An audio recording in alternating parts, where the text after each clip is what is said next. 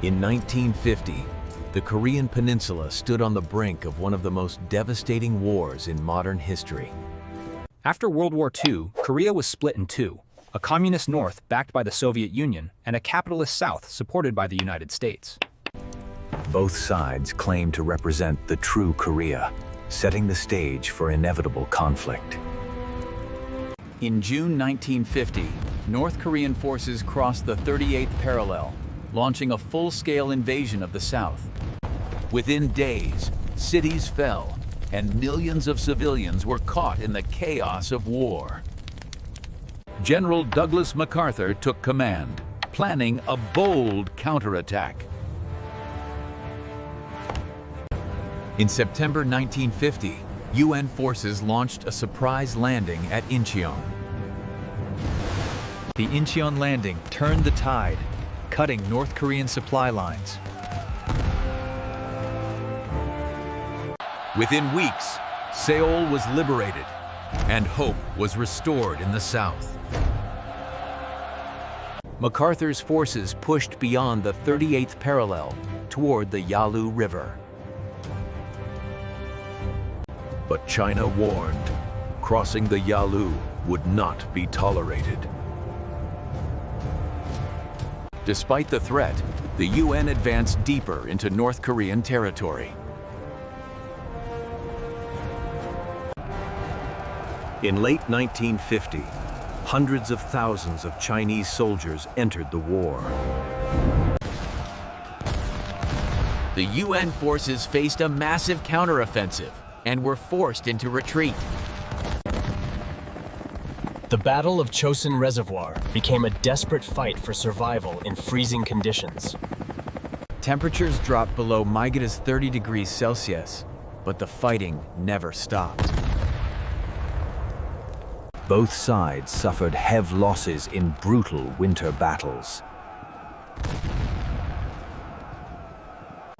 By early 1951, the front stabilized near the 38th parallel once again. Peace talks began, but fighting continued along the rugged front lines. Fierce battles like Heartbreak Ridge and Porkchop Hill define the stalemate. Tens of thousands were injured or killed for a few hundred meters of ground.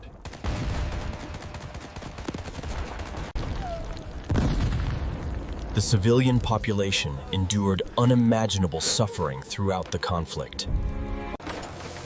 Both sides mobilized all resources, transforming their economies for total war. The skies above Korea roared with relentless bombing campaigns. Defenses grew stronger, and destruction spread wider. The war turned into a brutal stalemate of attrition. Negotiations dragged on for months, with little progress. Prisoner of war exchanges became a key issue in peace discussions. Despite small truces, mistrust ran deep on both sides. Families were torn apart, divided by politics and war. The Korean War became one of the first major conflicts shown on television. 3 long years of bloodshed took an enormous human toll. Finally, in July 1953, an armistice was signed at Panmunjom. The fighting stopped, but no peace treaty was ever signed. The war ended where it began, of hope, along the 38th parallel. Over 4 million people perished, leaving scars that never fully healed.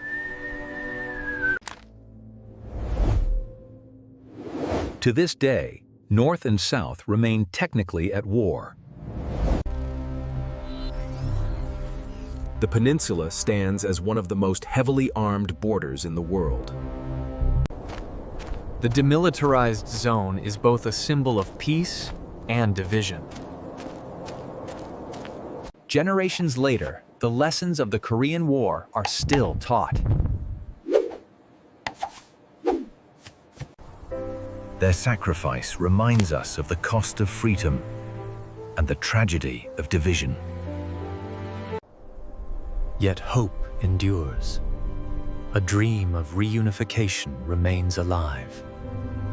Peace may still be distant, but history continues to watch. This is the story of a war that never truly ended. The Korean